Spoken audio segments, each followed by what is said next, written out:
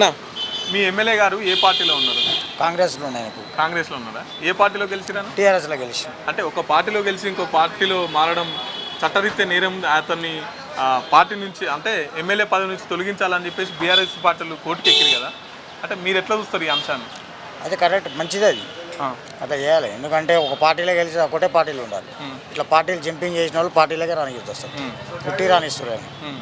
ఎందుకన్నా మీ ఎమ్మెల్యే ప్రతిసారి పార్టీలు మారుకుంటూ పోతూనే ఉంటాడు? ఆయన భయం ఏముందేమో ఆయనకి, అందుకో మారుతుంది ఆయన, అంతే. సో ఇక్కడ మీ నియోజకవర్గంలో ఉప ఎన్నికలు రావాలనుకుంటారా?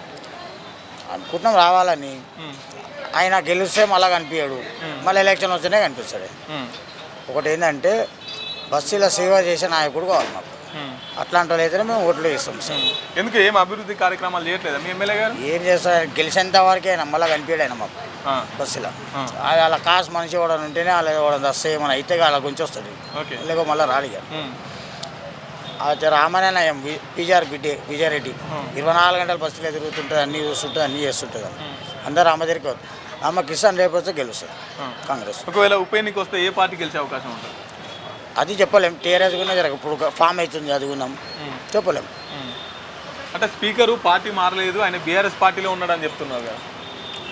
బీఆర్ఎస్ పార్టీలు ఎట్లుంటు వేసుకుంటాం కడవ, కాంగ్రెస్ కడవనే ఎట్లుంటారు. అంటే బీఆర్ఎస్ పార్టీ సభ్యత్వం తీసుకోలేదు, లిఖిత పూర్వకంగా ఏం ఆధారం లేదు పార్టీ మారింది అనడానికి అని చెప్పేసి మొన్న నిన్న 5 మీద క్లీన్ చిట్ ఇచ్చిండు కదా. ఇప్పుడు పబ్లిక్కి తెలుసు కదా ఎట్లా ఆయన ఏ పార్టీలో లేడో తెలుసు కదా పబ్లిక్కి. పబ్లిక్ తెలియని అయితే లేదు కదా. ఏ పార్టీలో ఏ సీఎం మెంబర్ తిరుగుతున్నా కూడా తెలుస్తుంది.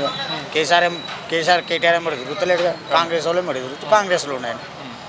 ఆయన చెప్తుంటాడు, ఆయనకి ఏంటంటే ఇప్పుడు సీట్ ఇస్తే గెలవడని ఆయనకు తెలుస్తుంది. అంటే మీ పార్టీ ఎమ్మెల్యే అసలు ఏ పార్టీలో ఉన్నా అని చెప్పుకోలేకపోతున్నాడు అంటే దీన్ని మీరు ఎట్లా చూస్తారు?